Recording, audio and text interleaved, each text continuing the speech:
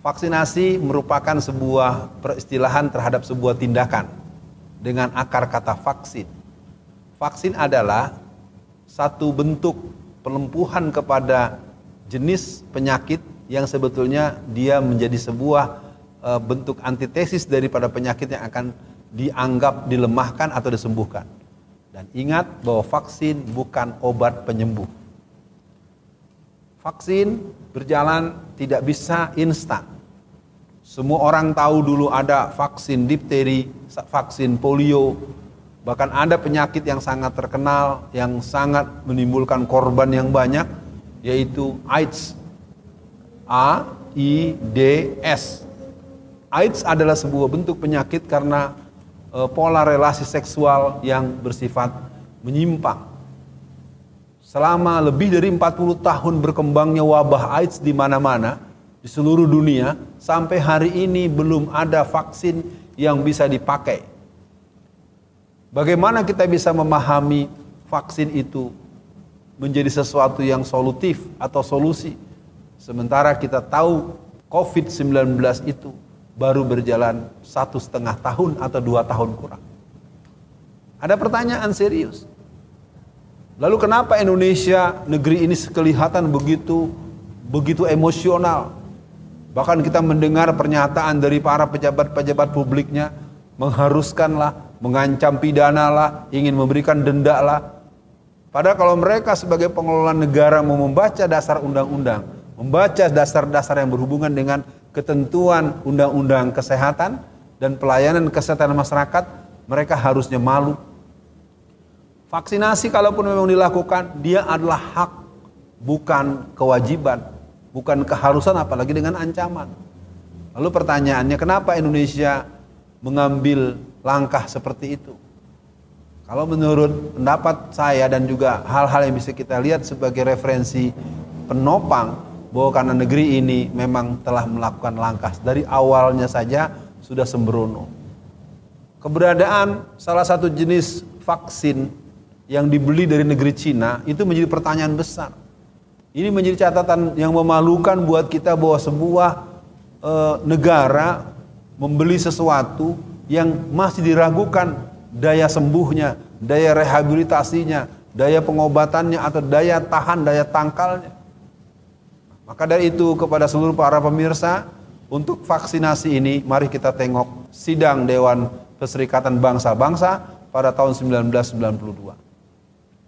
Pada tahun 1992 dilakukan sidang yang ujungnya adalah membahas tentang depopulasi. Di mana orang Yahudi menyatakan bahwa yang berhak hidup di muka dunia ini hanya 500 juta orang saja. Dan ini menjadi pertanyaan buat kita. Apa dasarnya mereka semaunya memberikan bandrol 500 juta, padahal jumlah penduduk hari ini sudah menembus lebih dari 8 miliar orang. Nah, ini akan kita sambungkan dengan pendapat atau pernyataan seorang yang namanya Bill Gates. Bill Gates itu dikenal sebagai orang yang berhubungan dengan alat teknologi. Lalu dengan sangat aneh dia diumumkan di tahun-tahun 2020 bahwa dia sudah memproduksi sebanyak 7,5 miliar vaksin. Ini apa-apaan? Ini pertanyaan buat kita. Kok bisa lah dia padahal menurut pengalaman untuk yang namanya AIDS saja 40 tahun belum ada vaksinnya. Untuk yang penyakit-penyakit yang pernah ada sejak zaman dahulu itu pun beratus tahun baru terjadi proses bukti-bukti kecil-kecil yang sebenarnya lagi-lagi juga tidak cespleng. Nah, jadi kembali bahwa vaksinasi di negeri kita menjadi alat untuk menakut-nakuti masyarakatnya, mengancam sebagai bentuk kedunguan, sebagai bentuk ketidakberdayaan mengelola negara untuk memberikan pelayanan kesehatan yang membahagiakan pada rakyatnya. Lalu pertanyaannya adalah bagaimana sikap masyarakat? Kelihatannya masyarakat tetap harus bertanya kepada para dokter. Karena sepengetahuan saya, dokter-dokter lebih banyak menganjurkan ditunda dulu. Karena ada uji klinis yang belum selesai. Bahkan ada tokoh anak PKI yang menulis buku Aku Bangga Anak PKI yang bernama Ripka Ciptaning beberapa waktu yang lalu dalam sidang di sebuah acara resmi di DPR RI, dia menyatakan bahwa dia tidak mau divaksin. Sebagai seorang dokter, tentu dia punya alasan. Tetapi bahwa dia adalah orang yang mengatakan bahwa aku anak PKI, juga satu catatan yang tidak boleh dilupakan. Apa itu maksudnya? Supaya vaksinasi dimensinya dimensi rehabilitasi kesehatan, bentuk antisipasi, bentuk pencegahan, dan bentuk-bentuk yang bisa memberikan daya imunitas yang kuat di kalangan masyarakat. Artinya, vaksinasi merupakan hal yang kontroversi. Vaksinasi masih menjadi hal yang sangat polemik. Ketika sebuah aktivitas yang belum jelas duduk persoalannya, sebaiknya ini jangan diteruskan dulu, harus dihentikan. Pertanyaannya, kenapa MUI begitu cepat mengeluarkan fatwa yang berhubungan dengan ini, padahal ini mempunyai resiko bermata dua. Sama dengan yang dilakukan oleh pihak BP POM. Padahal beberapa hari yang lalu BP POM mengatakan dengan sangat tegas bahwasanya apapun yang berhubungan dengan Sinovac, sebuah jenis vaksin produk Cina, itu belum tuntas uji klinisnya. Sangat keterlaluan, sangat zalim, sangat jahat kalau sampai ditempuh dengan cara memaksa. Padahal vaksinasi itu adalah hak, kebutuhan, dan orang yang bersangkutan boleh menolak kalau dia tidak mau. Nah, artinya buat para seluruh pemirsa, kita sama-sama ingin mengatakan bahwa negeri ini memang dalam bahaya. Pengelolaan negaranya terlalu sembrono, berhutang budi dengan orang yang pemilik modal. Akibatnya kita bisa melihat bagaimana kita punya kekhawatiran ketika Allah berfirman, A'udzubillahi minasyaitonirrajim, wal yaksal lazilau taraku zuriyatan diafa, khafu alaihim wal yatakullah wal yakulu qaulan sadida. Hendaklah engkau khawatir akan datang generasi di belakangmu, generasi yang lemah. Dan ini akan menjadi pengetahuan kita hari ini. Artinya kita akan mencegahnya. Maka dari itu, kalau ditanyakan kepada saya, sedapat mungkin kita tidak bervaksin.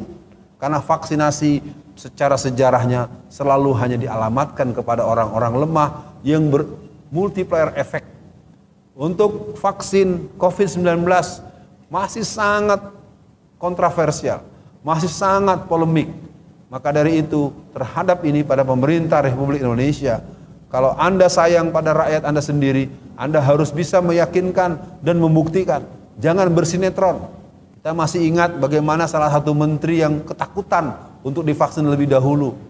Kita sama tahu, dan orang itu juga dikenal luas sebagai orang yang memiliki sebuah media cetak dan memiliki satu grup sepak bola yang terkenal di dunia internasional.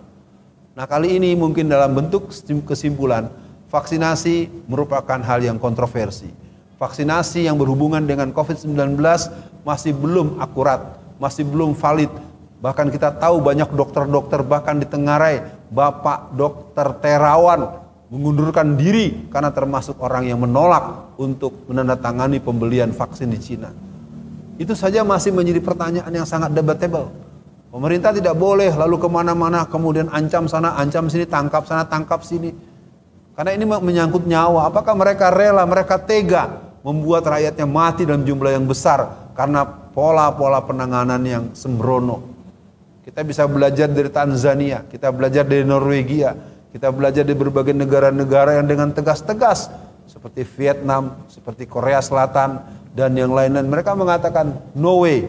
Semoga menjadi perhatian buat seluruh bangsa Indonesia, kaum muslimin, dan kita semua yang ingin kesehatan untuk semua, sehat dunia akhirat. Kita menjadi orang yang senantiasa mendapatkan kebahagiaan, bukan dengan cara-cara yang licik dan licin, culas, dan sesungguhnya menunjukkan ketidakmampuan mengelola negara dengan cara yang baik. No way vaksinasi, karena kita belum punya kepastian. Assalamualaikum warahmatullahi wabarakatuh.